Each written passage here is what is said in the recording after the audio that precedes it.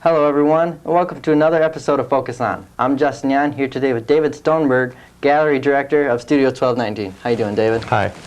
Well, let's just start off with a basic question. How did Studio 1219 get started? Well, it was there's always been a need in Port Huron's community to have an outlet for the artists. So instead of having lots of smaller separate shows and galleries, we decided that we kind of needed one place to get together and display arts and have events focused on art. And about 3 years ago, the first seed was planted as far as getting this going. What pushed it was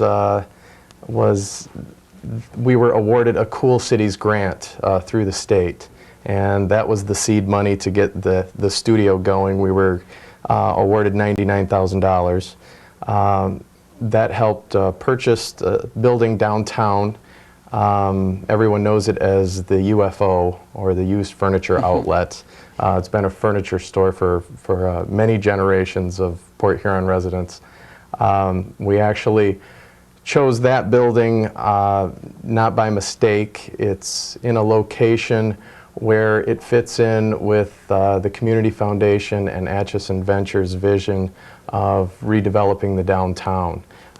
So it is located on the corner of the Renaissance Zone. It's across the street from Desmond Landing, so that all of these things can impact one another and support each other. After the $99,000 grant, Atchison Ventures basically donated the rest of the money to finish the studio. That's very interesting. Now, Studio 1219 has been described to be an art incubator. What does that mean? An art incubator is actually, instead of just having a gallery, it's a full working studio with a gallery in it. And what I mean by a working studio, we also provide classes for the community. We have children's classes, adult classes. But as far as being an incubator, we also have tenants in the building. So we can help promote and start up small art-related, and I use that term loosely, art-related businesses. We do have a bookstore, Safe Harbor, and the bookstore focuses mainly on health, and they have music CDs, they have literature in there, mostly based around metaphysics and health. We have a coffee shop that just opened up, and the coffee shop, we have Starbucks. We are the only location in Port Huron that serves Starbucks coffee. We also have, with the coffee shop, they also sell antiques and art-related items, clothing, vintage clothing. We also have a photographer in studio who you can either come in and do family portraits in the photography studio, or Doug Brooks, who is the photographer, will go on location. But he's there for all photographic needs. So we also have yoga. We have a portrait artist who displays her stuff in one location, and she's any one of the artists can be hired on commission, but this particular artist has her corner set up with her items to display and sell. We also have a pole addictions, which is a pole dancing class. Sometimes we hear about that, but it is for women only. They close the door tight, and we just hear a lot of laughter. They just have a great time. It's more of an exercise class. And they do very well. They also do bachelorette parties we hear the girls getting together upstairs. So they have a good time and they do very well up there. I think I've covered all our tenants. Our main tenant, though, is the gallery itself. And the gallery space is basically run by the Artist Network, and that Artist Network consists of about 150 local artists, and approximately 50 to 60 of them right now are showing at any one time in our 4 gallery spaces. At any one time, each month we have a solo exhibition, and that can either be one artist or the solo can also be a group exhibition. And actually in the month of April we'll be having a artist group from Flint coming in with 20 artists who should be bringing in a couple of pieces. We'll fill the gallery up with a nice variation of pieces. So each month we'll continue to have different artists on display as well as our own artists. Well, David, like I did not know you had yoga at Studio 1219. I'm sure a lot of people didn't know about that. But also, let's say I'm an artist and I'd like to join the Artist Network. How would I go about doing that? It's only a $10 fee, and the $10 fee allows you as an artist to display your work in one of 4 galleries. The artists who are in the gallery pay a 40% commission. If you choose to volunteer 5 or more hours a month, we cut that commission down to 20%, which is an excellent rate. Just ask any artist.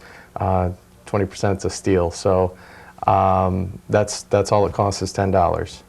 Well, $10 isn't a whole lot of money, and I'm sure a lot of people would be happy to hear that.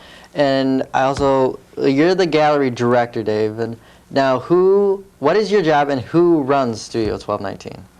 Well, the studio is actually owned and overseen by the Port Huron DDA and the Community Foundation. The Community Foundation really oversees what's going on at the studio.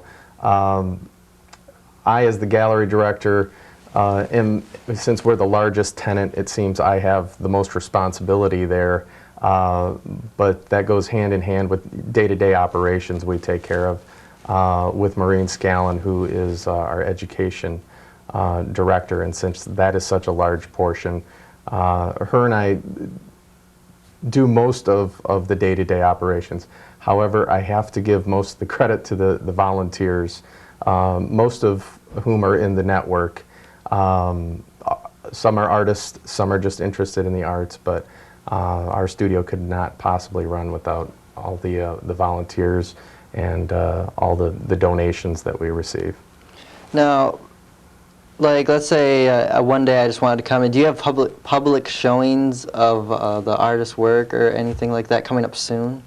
Well, of course, like I said, each month we do have a different artist. We're always displaying artist work from our network. On May 12th, we'll be having a special event called the Renaissance Room, and like I said, our studio is tied very much into everything that Atchison Ventures is working on right now. One of them being the revitalization of the neighborhood behind the studio. We are not only do we want people to come and look at the homes back there, which I believe there have been 35 new homes have either been refurbished or totally rebuilt back there by Atchison Venture. But on May 12th, we're having what's called a Renaissance Roam. We'll be taking anywhere from 3 to 5 empty homes back there that they've just completed, and we'll be turning those into, we're describing it as mini galleries. And we're going to have out-of-town artists and local artists setting up in those for that Friday evening event.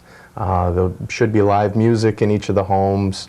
Wine, cheese, refreshments will be provided, and we will also have the event will be taking place mainly out of the studio.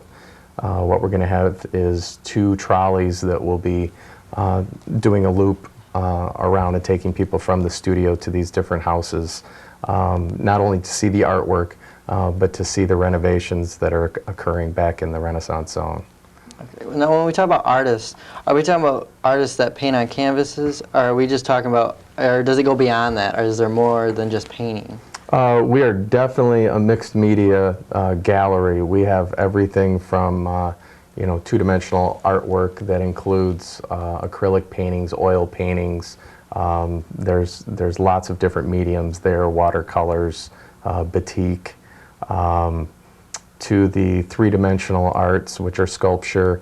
We have wood sculptors, we have metal sculptors, wood carvers, jewelry, and pottery.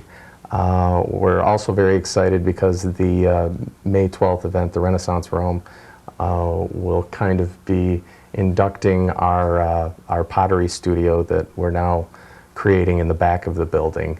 The exciting thing is that we're getting a gas kiln, and from what I hear from the potters, I'm a painter myself, so I'm learning a lot about pottery right now. But as far as gas kilns are concerned, they fire differently than electric kilns, and the potters get very excited when we talk about gas kilns. Apparently there's not too many of them around. I think the closest one is maybe Ann Arbor from what I hear, or Lansing. So there's not too many of those around. They fire differently, create different looks in the pottery. But we're planning on having a very, very nice, very large pottery studio coming up in a couple of months.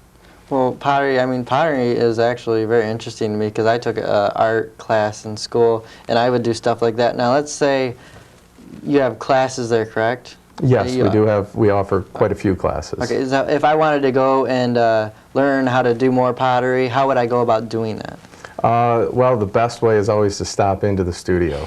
As far as the classes go, especially the pottery ones, we still have to hook up the kiln, and we need to fire off apparently hundreds of pieces to actually key the kiln in and make sure we're doing it at the right temperature with the right combination of chemicals.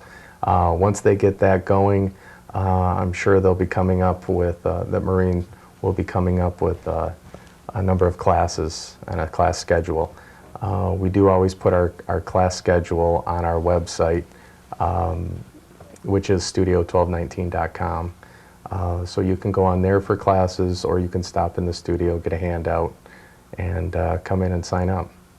Okay, so like, let's say I wanted to join Studio 1219. As you said, the website, I'm sure, is one way to join, correct? Yes. Do you have a phone number also that I can contact you? Yeah, the phone number is 984-ARTS or 984-2787. Right. If you do go on the website, we do have contact links to my email or Maureen's email. Okay, so if I have any questions, I can just go to Studio 1219 and highlight your name, and I can write you an email, and you'll answer any questions I have. You can email me, you can call me, you can stop in. There's plenty of ways to get a hold of me.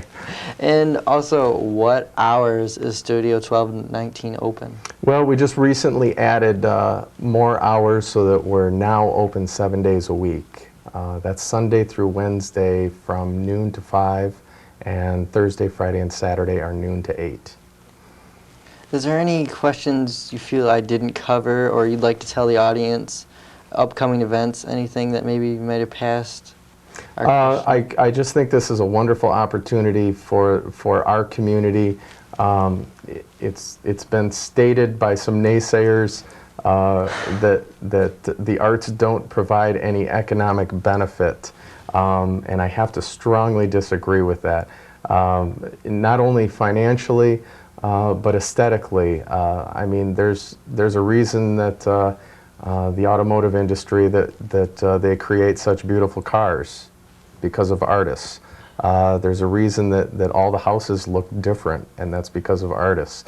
They add special touches to life that just make life a lot more interesting.